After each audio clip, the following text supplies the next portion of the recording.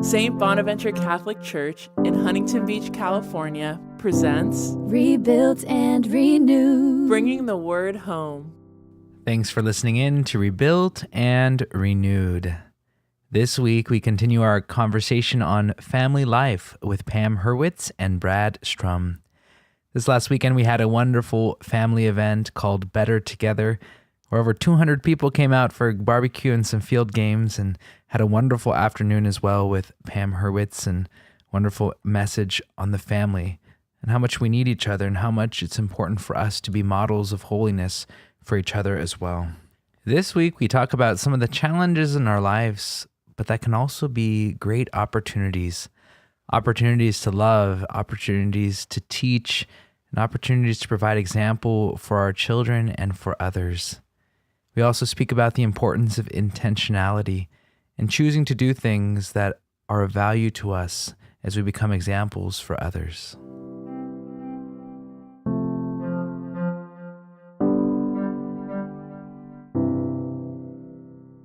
One of the things is that kind of passing on of this generational information. Yeah. Like that happens in and through our families. It doesn't happen other places.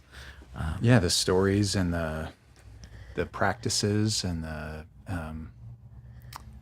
the things that your family has held dear, need to be passed on. And I think also it's interesting because our society more and more sees, I think people see it in themselves and in others, but think of themselves as, like you said, they don't want to be a burden. Yeah. But both in caring for our children and for our parents or others, who need help, we need to remember that caring for others is an opportunity to be sanctified by them, by that care, by the work we do. And so when we look at it as a burden, it can be very difficult. Believe me, I understand. But we can also view it as God helping us to be sanctified through others, God leading us to Him in caring for others and loving others the way Christ loved others. and providing an opportunity for our kids to put flesh to taking care of, loving someone, taking care of someone. The infirmed, the sick, the imprisoned. Yes. Right, exactly. Yes. In our own families. Yeah. And someone who's imprisoned, you talk about, there's certainly people who are imprisoned, incarcerated in prisons, but there are also people who are imprisoned by disease and by maybe dementia or something. They're imprisoned in their mind. And so helping them in a way is visiting the imprisoned. And we talk to our kids a lot about, not that specifically, but the works of mercy, corporal and spiritual works of mercy, and talking about the ways that they intersect with our lives is a great way to get your kids thinking about how they need to serve others, need to pray for others, and it's just small opportunities. It doesn't need to be a long discussion. It's just, okay, well, this homeless person, we took them something to eat, or we, this person who is sick, we took them something at their house to help them. And it can just be a small gesture, but it can be something that your children remember for a long time and is incorporated into the way they behave, the way they think.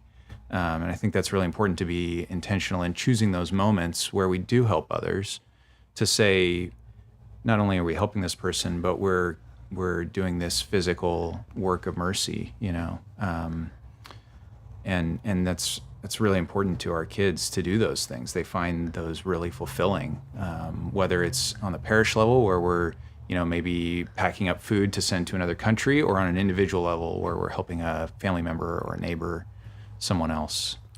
Yeah, cooking a dinner to bring to someone in need, Right. Maybe their mom is diagnosed with cancer and overwhelmed by that situation.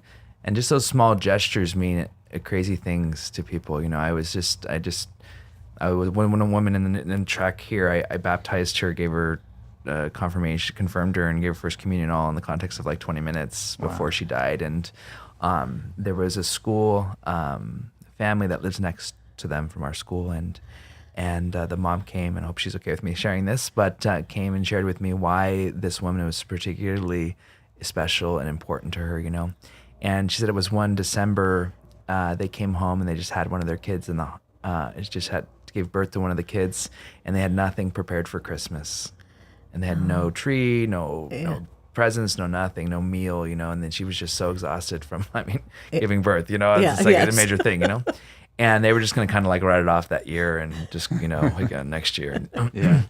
And the neighbor, this woman, came over, brought an entire Christmas meal to them and presents, and made for them Christmas, and was able to minister to them in that way because she was aware of the need of the other. Yeah. And that had to be for them at least 10 or more years ago. But it was like vivid, like it happened like last Christmas for them. Yeah. Those are the things that stick. Yeah. And I think in her daughter, they all watched that go down, I'm sure, and in her lives, and they came to her funeral because of that and the relationship that they had, I'm sure, as neighbors. But those kind of things are so important to do for each other, because we start to realize in the context of a family that we're not just living for ourselves. Yeah. And this is the cultural problem right now. What's in it for me? Yeah. What do I get out of this? Yeah. Yeah. And love is never about me. Love is about the other. And recognizing the need. And when our faces are so consumed with just in my screen, we start to forget that there are other people around me, that are struggling, that are concerned or hurting or whatever. And just becoming aware of that with the homeless folk or with anybody in our lives, the infirmed person, the homebound people here, that and in our parishes, the awareness that there are people in need around me, and if I can respond to them in just a little way, something changes. The world gets better that day. And that's family, I think, at its best is when it's taking that love, evangelize, when they're taking, the family evangelizing, taking that out of their homes to share it, with the world. With other people. And that's how we do it, really, I think, as families, is in those small acts, and especially I think, as parents, we tend to notice other families more, and things that they're going through, and how that becomes a gift to give away, but then this immense gift that we give our own children in the process, And what you receive from that as well. I've come to this realization in my life, like the only way that I receive is the moments I give. Yeah. Because it creates a space in me to receive.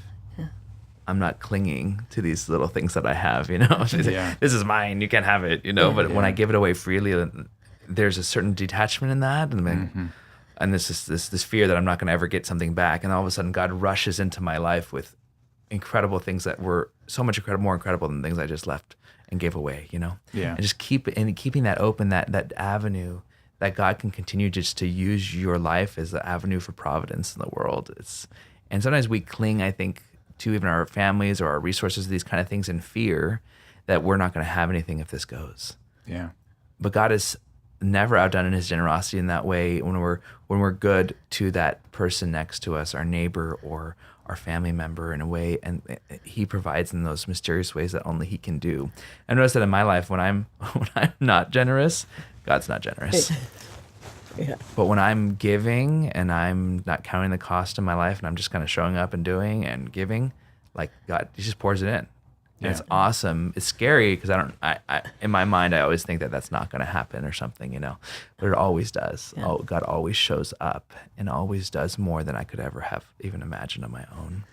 Yeah, we have such a short memory, I think. We totally it's do. like we forget how generous God is when we trust in him. It's very easy to do that, to forget. But that's also why, if we are doing this in our families, it can't just be once. It has to be an ongoing thing, and it's not one conversation. It's an ongoing practice of our faith that our kids start to understand and recognize.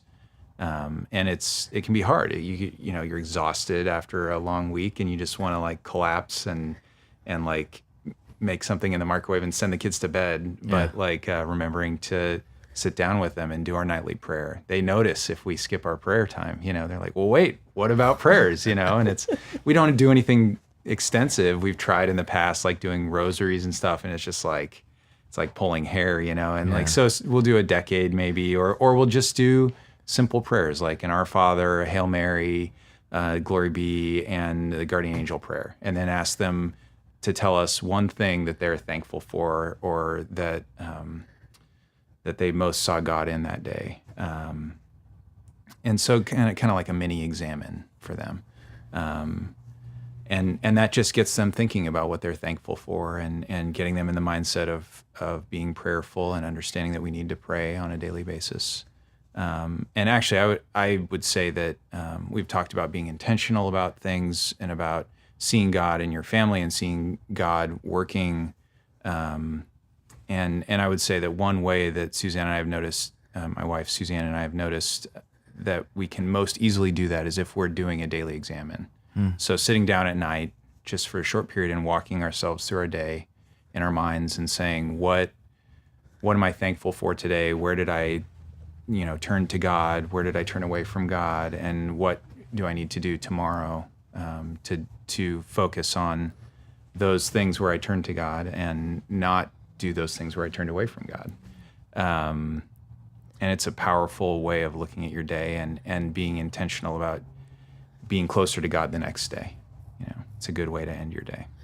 One other, it just made me think about simple things, but something we did this past Advent that just was turned out to be such a blessing for us was we told my, again, my kids are older. And so I said, we're going to have a little Advent evening at our home, and you need to be there at 6:00, So they all came, and my daughter's married, and my son-in-law came too. And I said, okay, here's the deal. What we're going to do tonight is we are going to go Christmas caroling.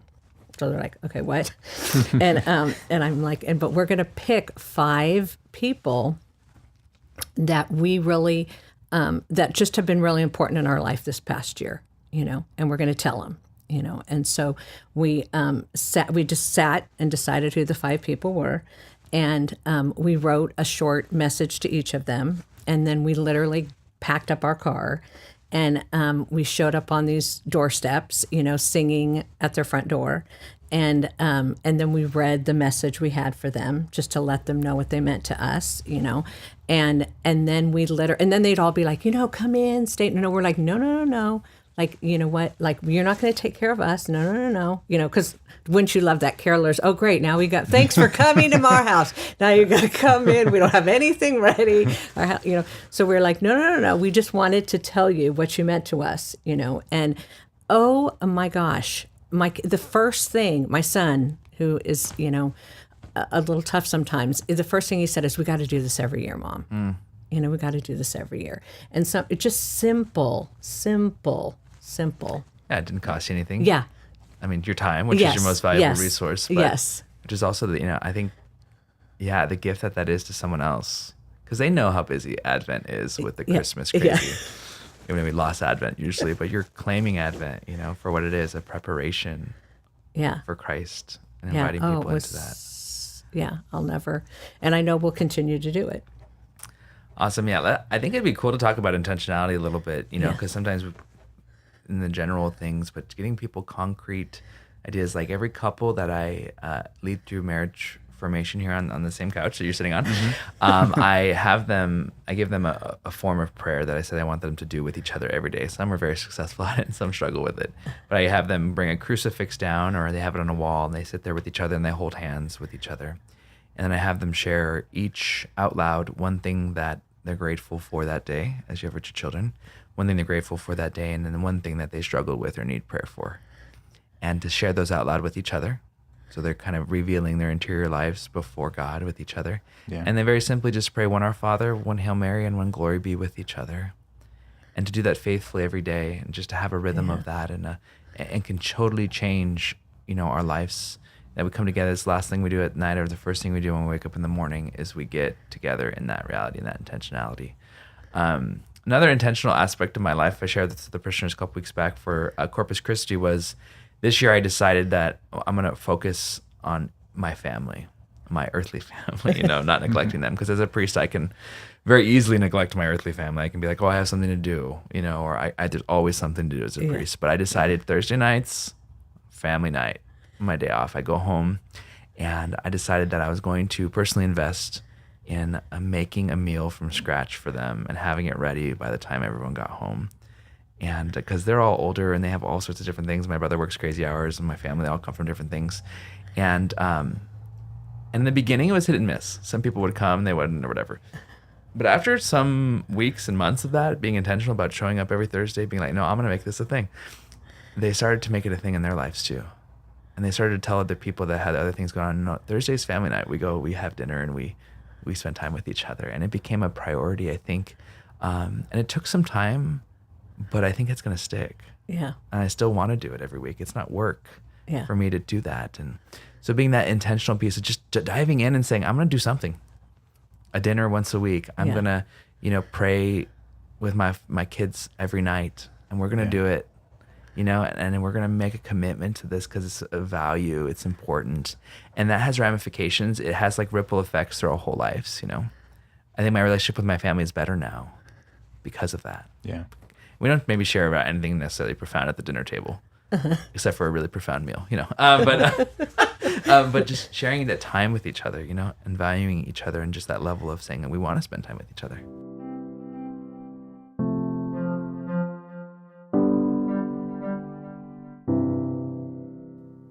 This week, let us be intentional in how we love each other and how we care for those around us, knowing that someone is always watching and the opportunity we have to be good examples for them. I'd like to invite you this week to an event that the Diocese of Orange is holding.